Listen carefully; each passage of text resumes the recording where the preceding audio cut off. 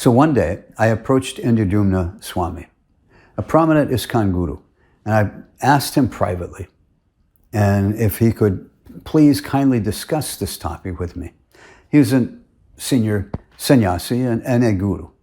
We had known one another for several years. He was engaged in actual preaching work, and so I respected him as a preaching sannyasi. Still, he refused to honor my request. This was sometime in 1999, as I recall, when he told me the main reason why.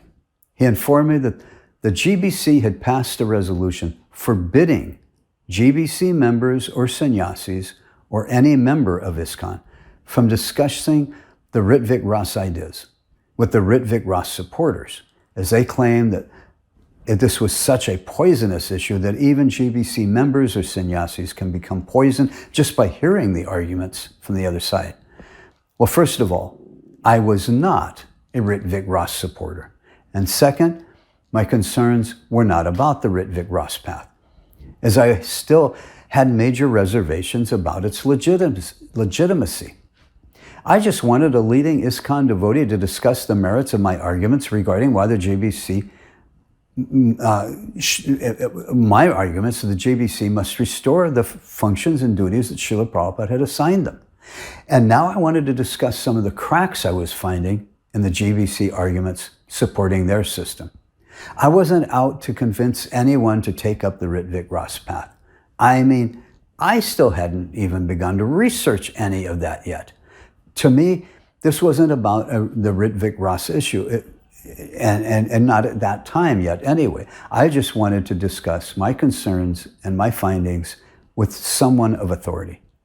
For the past 2 years, I had been begging the GBC over and over to do this with me, and yet they'd cut off all communication and refused to reply to any more of my requests.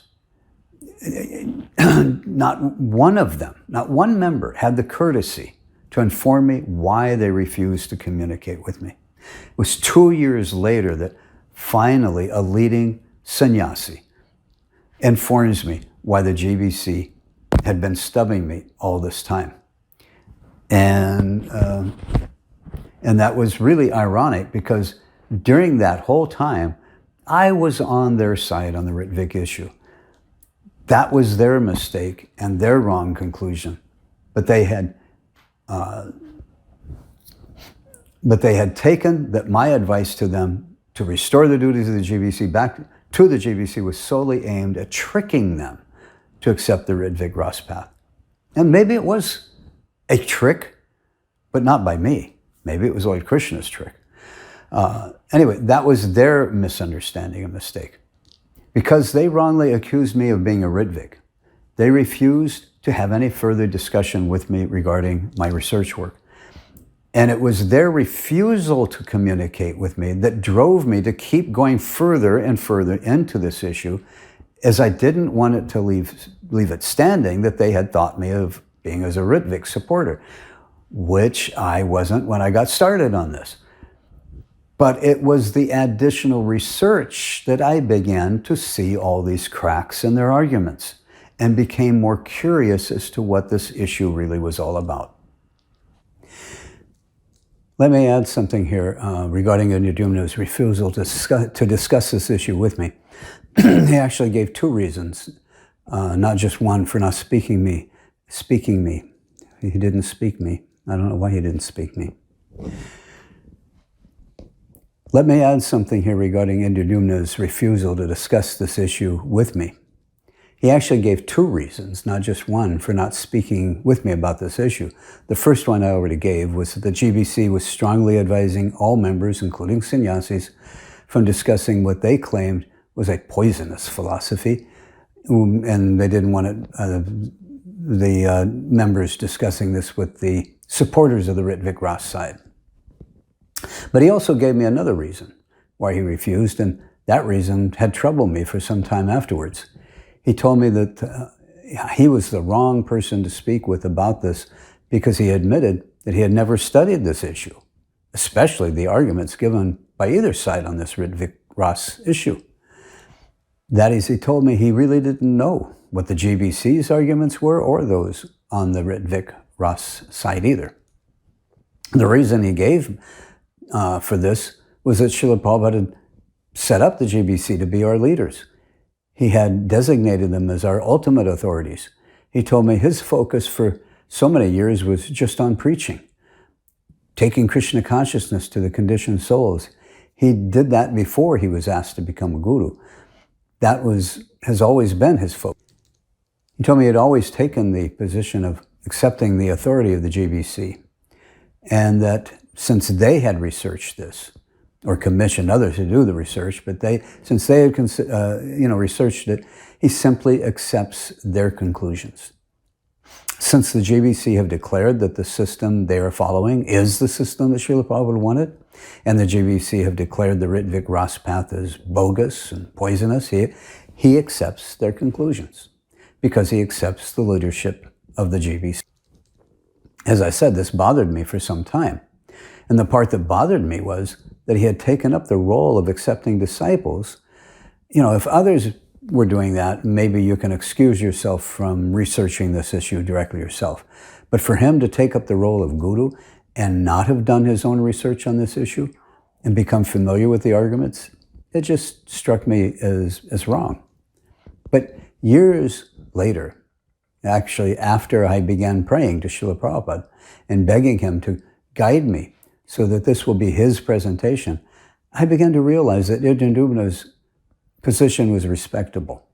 As a good disciple of Srila Prabhupada, he always accepted the authority of the GBC that was given to them by Srila Prabhupada. And for years, as he said, he wasn't in the position to do the study and research on this issue. That he had always left up to the GBC to do. His focus was on his preaching service, and that is commendable and respectable. It was because of his preaching attitude that I originally sought out his association. Because the GBC reached the conclusions they have, he either wasn't in a position or didn't have the time to do the research himself. So he has always just accepted the GBC's conclusions. And that is the right position to take.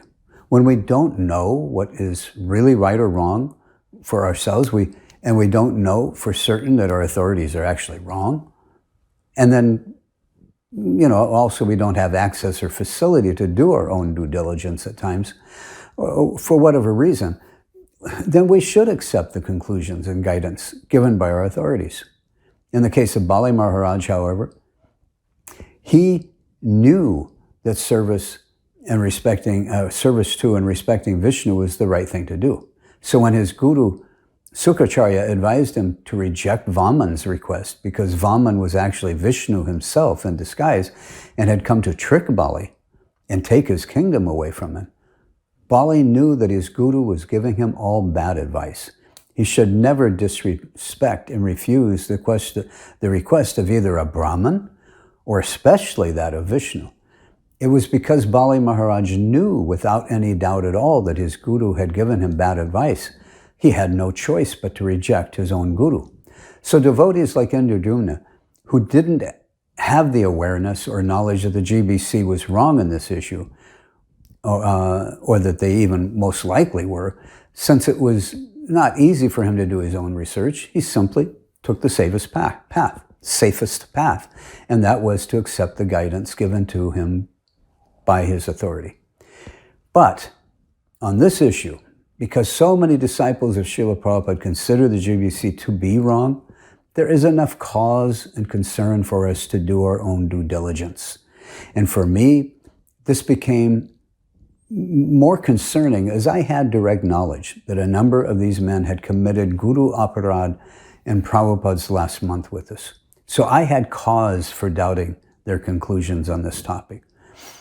And because I'm making this information available and sharing it with the followers of Srila Prabhupada, it's time for all the members to do our own due diligence, because now the needed information is available, and there's enough information to know that these men were fully capable of making very bad and wrong decisions during the same period of time when they were trying to figure out what exactly Srila Prabhupada wanted us to do regarding this Rtvik Guru issue.